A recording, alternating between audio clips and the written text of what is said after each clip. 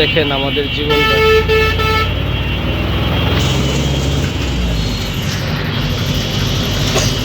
জীবনটা আসলে সত্যি কিন্তু খুব বৈচিত্র্যময়। কারণ আমরা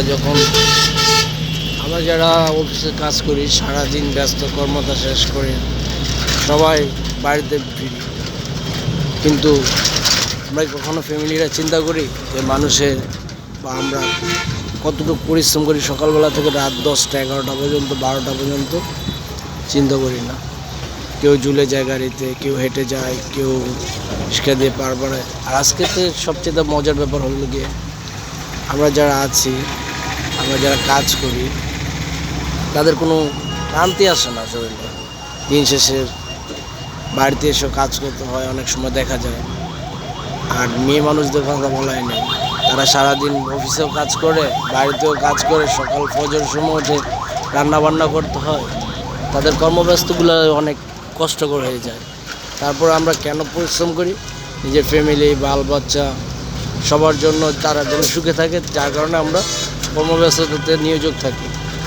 যাই হোক, সবচাইতে আসলে কি কর্মজীবনটাই এরকম, মানুষের যারা আমরা আছি। আর আমার আজকে সকালে ব্যাপারটা হচ্ছে, আমি যাব কাঁচপুর জাইন ফ্যাশন মদনপুরে, কিন্তু সেখানে আমি চলে গেলাম আজকে বরপা রূপসী ছাড়া। তো কেন চলে গেলাম, মানে কী কারণে চলে যেতে পারছি আসলে আমি জানি না। কিন্তু পরবর্তীতে হঠাৎ করে ঘুম ভেঙে দেখি যে আমি সেখান থেকে রূপসী বরপা স্ট্যান্ড ছাড়াই চলে গেছি ইউএস বাংলার কাছাকাছি। যেটা চিনেন আপনারা, অনেকেই চিনেন, অনেকেই জানেন।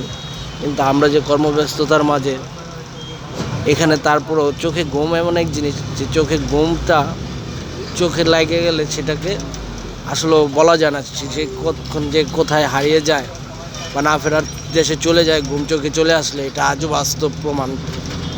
যাই হোক, আল্লাহ পাক আমাদের সবাইকে হেফাজত করুক। আর সবাই আমার ভিডিওটা শেয়ার করবেন, লাইক দিবেন। দেখেন আজকে সকালবেলা কী সুন্দর একটা ঠান্ডা আবহাওয়া, তার মাঝে কর্মব্যস্ততার জীবন সবাই। এটা হচ্ছে গিয়ে কাঁচপুরে রোড ক্রস করব। যাই হোক, এখন গাড়িতে আছি, কিছুক্ষণের মধ্যে আমি কাঁচপুর থেকে নেমে মদনপুর চলে যাব। ওকে, বাই, আল্লাহ হাফেজ। আবার কখনো কোনো এক ভিডিওতে দেখা হবে, বাই।